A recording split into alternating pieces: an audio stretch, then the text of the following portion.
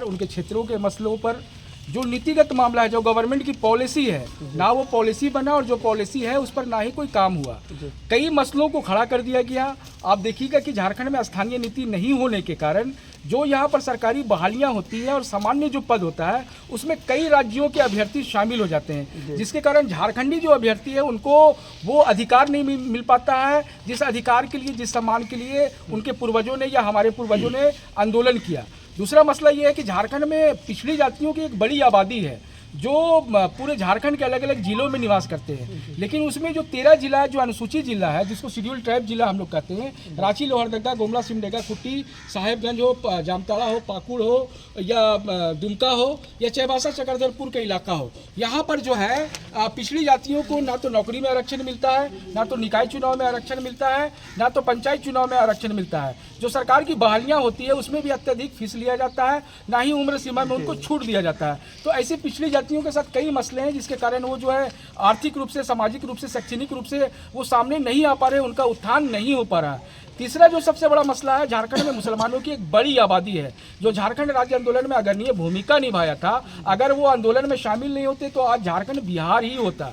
तो झारखंड जो राज्य बना 25 साल हो गया, हमारे वोट से यहाँ पर सरकार चल रही है जिसको सेकुलर सरकार कहा जाता है। सेकुलर सरकार से हम लोगों ने सुरक्षा का मांग किया था, हम लोगों ने न्याय का मांग किया था, हमने रोजगार का मांग किया था, क्षेत्रों का डेवलपमेंट का मांग किया था, मदरसों से जुड़ा हुआ मसला था, उर्दू शिक्षकों से जुड़ा हुआ कई मसला था, वो कोई मसला हल नहीं हुआ।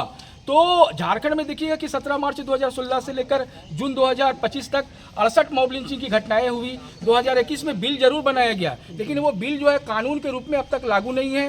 वो बिल में संशोधन का मामला था, गवर्नर ने वापस किया था, माननीय मुख्यमंत्री या सरकार के पास वो बिल संशोधन के लिए लटका हुआ है। आप देखिएगा कि 10 जून 2022 को रांची में गोलीकांड की घटना हुई, ना तो पीड़ितों को न्याय मिला, ना दोषियों पर कोई कार्रवाई हुई। उसी प्रकार आप देखिएगा कि जगह जगह पर, रांची के अलावा दूसरी जगहों पर अभी आप देखेंगे कि कल रामगढ़ में घटना आया, उससे पहले वो देवघर पालाजोरी का घटना आया, उससे पहले जो है जामताड़ा में घटना आया था। कस्टडियल हमारे लोगों का मौत हो रहा, कोई भी किसी प्रकार का आरोप लगा देता है, उस आरोप की जांच होनी चाहिए। बिना जांच किए वो आप उसको गिरफ्तार करते हैं, मारते, घसीटते ले जाते हैं, थाना में मारते हैं, बाहर में मारते हैं, उस गरीब का, उस मुसलमान का, उस नौजवान का मौत हो जाता है, कोई पुलिसकर्मी पर कोई कार्रवाई नहीं होता है। तो ये मानव अधिकार का उल्लंघन है। इस झारखंड सरकार का जो वजूद होना चाहिए उस पर उसका उल्लंघन है। तो ऐसे कई मसले हैं। अभी सरकार ने कैबिनेट से 4401 उर्दू शिक्षक का जो 3712 पद खाली था, हम लोग उस खाली पद पर जो है टेट उत्तीर्ण 2013 और 16 से भरने का मांग कर रहे थे, लेकिन सरकार ने बहाली नहीं किया, उस पद को सरेंडर कर दिया और उसका नाम जो है उर्दू सहायक शिक्षक के बजाय सहायक आचार्य कर दिया। 4200 जो पे ग्रेड था उसको घटा के 2400 कर दिया गया। तो आखिर हमारे मसले कहाँ हो रहे हैं? आलिम फाजिल की परीक्षा जैक ले रहा था, जैक ने इस बार से लेने के लिए मनाही कर दिया, बोला कि हम नहीं लेंगे। तो रांची यूनिवर्सिटी से तो उसको टैग करना था ना, रांची यूनिवर्सिटी परीक्षा लेता ना, लेकिन सरकार उस पर कोई पहल नहीं कर रहा। माध्यमिक आचार्य शिक्षक बहाली निकला है, अभी उसमें उर्दू पद का बहाली का मसला है, उसमें आपने यूनिवर्सिटी वाला को तो शामिल किया है, लेकिन जो माध्यमिक आचार्य में जो फाजिल और बीएड किए हुए हैं, जो मदरसा डिग्री है जिसको सरकार इक्विवेलेंट पीजी मानता है, नोटिफाइड है, उसको जो है माध्यमिक आचार्य बहाली में शामिल नहीं किया गया। सरकार का जो मुख्यमंत्री रोजगार सृजन योजना के तहत जो ऋण मिलता है, जो लोन मिलता है, उसमें माइनॉरिटीज के लिए या मुसलमानों के लिए जो बजट प्रावधानित होना चाहिए, पिछले बार 300 से ज़्यादा मांगा गया, आपने दिया कितना? 2 करोड़। वहीं पर जो दूसरे लोग हैं उनको जो है 500 करोड़, 300 करोड़, 400 करोड़, मतलब उनको पूरा देते हैं, हमको जो है कुछ नहीं देते हैं। तो ऐसा जो मसला, मुस्लिम क्षेत्रों में जाइएगा तो आपको सड़क नहीं मिलेगा, उनकी सड़कें जर्जर होती है, उनका खेतों में सिंचाई का व्यवस्था नहीं है, खाद बीज का व्यवस्था नहीं है। मुस्लिम नौजवान बेकार और बेरोजगार है, उनको ट्रेन करने का, उनको स्वरोजगार से जोड़ने का, उनको मुख्य धारा से जोड़ने का, उनको नौकरी देने का आपके पास कुछ प्लान नहीं है। देश के कई राज्यों में निःशुल्क कोचिंग दिया जाता है, झारखंड में भी इस मामले को हम लोग मांग कर रहे थे, मुख्यमंत्री अल्पसंख्यक निःशुल्क कोचिंग योजना शुरू किया जाए, लेकिन अब तक उस पर कोई कार्रवाई नहीं हुआ, जबकि 6 करोड़ 40 लाख रुपया टीसीडीसी में पड़ा हुआ। तो उर्दू एकेडमी नहीं है आपका, उर्दू एकेडमी नहीं होने के कारण उर्दू भाषा का विकास नहीं हो पा रहा है। आप देखिएगा कि झारखंड के हज यात्री 2019 तक रांची बिरसा मुंडा एयरपोर्ट से जद्दा सीधा जाया करते थे, आपने 2022 के बाद उसमें रोक लगा दिया और आपने कह दिया कि अब आपको कलकत्ता एयरपोर्ट से जाना होगा। तो ये झारखंडियों के लिए शर्म की बात है। झारखंड सरकार को पहल करते हुए पूर्व के भांति बिरसा मुंडा एयरपोर्ट से रांची से आपको सीधा जद्दा जाने के लिए फ्लाइट जो है उसको फिर से लागू करवाना चाहिए, लेकिन इस पर कोई पहल नहीं हो रहा। मुस्लिम क्षेत्रों में कई धार्मिक स्थल हैं जो राजा महाराजा मुगल के समय, ब्रिटिश के समय स्थापित हुआ, जमींदार जागीरदार उसका जमीन दिया, अभी उसको सरकारी जमीन बताया जा रहा है। तो ऐसे कई धार्मिक स्थल है, लेकिन उनको तो पट्टा मिल जाता है, जो मुस्लिम धार्मिक स्थल है उसको जमीन का पट्टा नहीं मिलता है। तो इन सारे मामलों पर राउंड टेबल मीटिंग हुआ। यहाँ पर हमारे चानो प्रखंड के विभिन्न पंचायत के सदर सेक्रेटरी, दानिश्वर, बुद्धिजीवी, टीचर्स, नौजवान छात्र यहाँ पर शामिल हुए। सारे लोगों ने कहा कि भाई चानो प्रखंड से अच्छी खासी संख्या में शांतिपूर्ण जो विधानसभा घेराव 4 अगस्त को होना है, जो पुराना विधानसभा से निकल कर पैदल मार्च करते हुए नया विधानसभा जाएगा, उस विधानसभा मार्च में ये शामिल होंगे। उसको रिजर्वेशन नहीं मिलेगा, स्थिति बहुत दर्दनाक होने जा रही है। मुख्य धारा से आपको काट दिया जाएगा, आर्थिक, शैक्षणिक, सामाजिक कहानी खत्म कर दिया जाएगा धीरे धीरे। क्योंकि पंचायत चुनाव में आप देख लीजिए क्या हो रहा है, निगम के चुनाव में देख लीजिए, जेपीएससी जेएसएससी जो बहाली निकलता है उसमें उम्र सीमा में कोई छूटे नहीं देता पिछड़ा जाति को, उसका हमसे मांगता है 1200, उससे लेता है 300। ऐसा मत करो, क्यों कर रहे हो वैसा?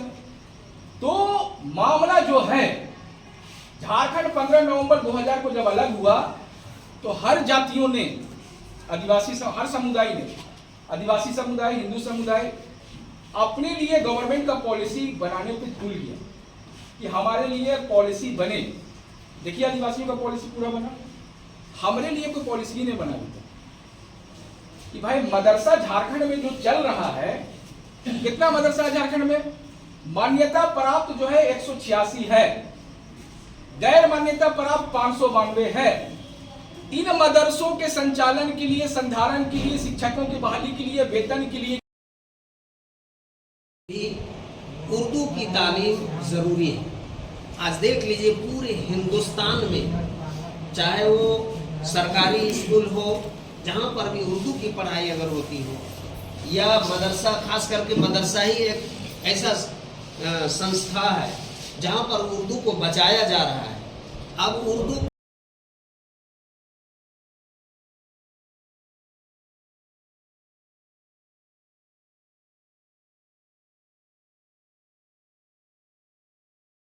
झारखंड के संवैधानिक अधिकारों को लेकर 4 अगस्त को विधानसभा घेराव, एस अली अमया संगठन की राउंड टेबल मीटिंग में कई मुद्दों पर जताई गई चिंता।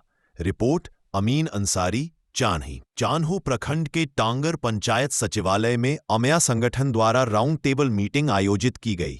बैठक में 4 अगस्त को झारखंड विधानसभा घेराव की घोषणा की गई।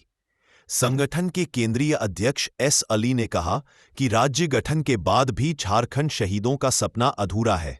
उन्होंने कहा कि स्थानीय नीति अब तक नहीं बनी, पिछड़ी जातियों को आबादी के अनुपात में आरक्षण नहीं, मुस्लिम समुदाय को संवैधानिक अधिकारों से वंचित किया गया। मॉब लिंचिंग की घटनाएं लगातार बढ़ रही हैं। हज यात्रियों को रांची की जगह कोलकाता से भेजा जा रहा है। मुख्यमंत्री अल्पसंख्यक कोचिंग योजना लंबित है। उर्दू अकादमी का गठन अटका हुआ है। उर्दू शिक्षकों की बहाली रोकी गई है। लिम फाजिल डिग्री को मान्यता से वंचित किया जा रहा है। इस अवसर पर समाजसेवी इनामुल अंसारी ने अध्यक्षता की।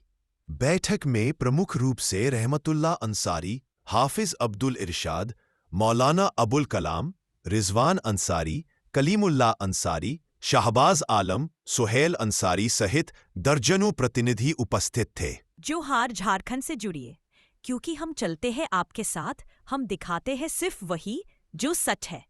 हमारी हर खबर होती है जनता के हक में, जमीन से जुड़ी और आपकी आवाज।